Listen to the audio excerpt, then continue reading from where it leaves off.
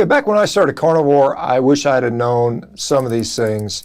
And I think these things are helpful for pretty much anyone considering a carnivore diet. And so the first thing I'd like to talk about is, while there certainly are differences between grass-finished beef and grain-finished beef, probably not enough to make a huge difference to most people's health. There was a 2022 study in Food Science of Animal Resources comparing the two types of beef in South Korea. Now, grass-finished beef had a lower amount of total fat, so there was a little leaner, and grass-finished beef had a higher percentage-wise of EPA, DHA. They also had slightly more omega-3s, but they noted that just a slightly larger portion of meat would get you the same amounts of omega-3s, EPA, and DHA. Also, grain-finished beef had a higher amount of monounsaturated fat, which theoretically helps to prevent cardiovascular disease. Now, beef in different regions of Korea, Hanwoo for one, had more EPA and DHA in the grain-finished versus the grass-finished beef. Now, they also noted that consumers preferred the texture and flavor of one versus the other, with grain-fed more consistently being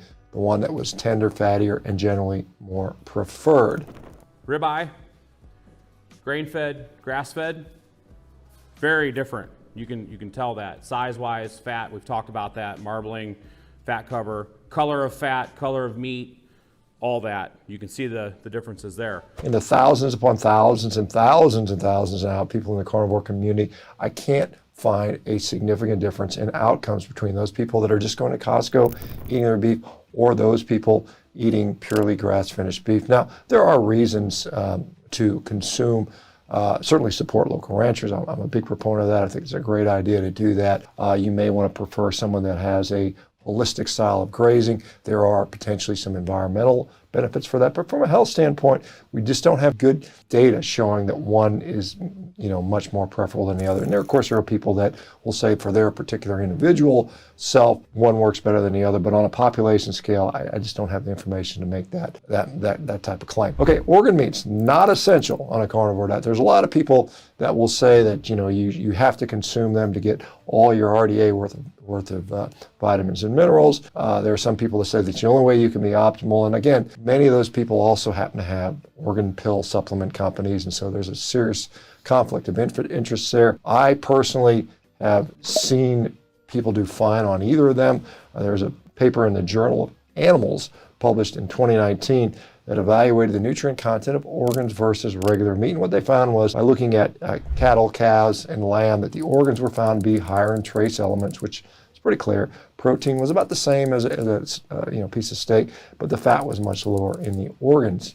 Exception to that would be things like brains and bone marrow, which tend to be particularly fatty. In practice, eating an organ doesn't seem to make a significant difference, again, across a population. There are individuals that will say that I feel better or I feel worse eating those things. So if you like them and they treat you well, go for it. There's nothing wrong with them. If you don't like it and don't feel compelled like you have to do that, that is a misnomer or misconception rather that people have about this because there's people out there pushing this really hard. Now, hydration and electrolytes, again, this is an important concept. A carnivore diet often will put people in ketosis depending upon how frequently you eat, how much meat you eat, how much fat you consume. Insulin will often drop because of this, and as that occurs, our kidneys will not retain as much sodium and we'll tend to lose sodium and lose water. Now, we can lose some minerals in this sort of situation, so sometimes people will have to develop cramping. There's potentially issues with sodium, potassium, or magnesium. So you use some salt in the beginning. You can use different types of salt. Many of them are fine. Some people like to use things like sea salts or Celtic gray salts, or Redmond Real Salt's another company that provides a pretty nice salt. But there's a lot of salts that can help that. The other thing that's important about hydration is particularly around, like, if you're going to do athletic performance, we perform better when our muscles are hydrated. And again, hydration means fluid, often in the context of electrolytes. Remember, if we just consume straight water without any electrolytes in there, we tend to just get rid of it very quickly. And so the electrolytes make us hang on to the water a little better. Now, some people can overconsume that and they end up with swelling. So there's a balance there. Now, the other thing, overeating fats can cause GI distress. Now, you see people out there talking about eating sticks of butter and butter every day and, all this added fat, whether it's tallow or lots of fatty meat. Many people do well with that, but there's a lot of people where that can overwhelm their system. And it takes a while to adapt to that. And so typically what you see is maybe some level of, indigestion, reflux, bloating, diarrhea in many cases, because all that fat just kind of pushes through our system.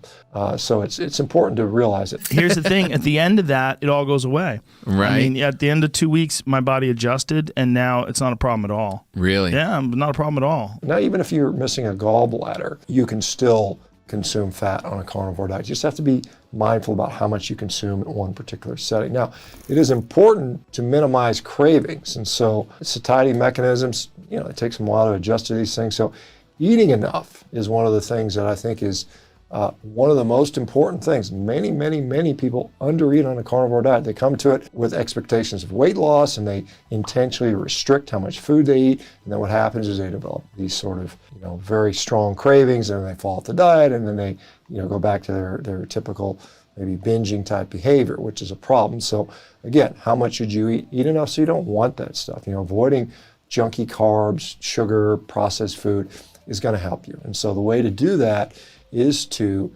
consume an adequate amount of meat and enough fat in there so that you don't want that stuff. It's pretty kind of a simple concept, but something that a lot of people take a while to figure out. So these 5 concepts are among many that are important to understand before starting a carnivore diet. I hope you guys found this interesting. Let me know what your experiences are starting, for those that have successfully done or unsuccessfully. What were the problems that you ran into, and how did you address them? All right, guys, you guys take care. I'm Dr. Sean Baker. Don't forget to like, subscribe, hit the notification bell, and we'll talk to you soon. Take care, guys. Bye-bye.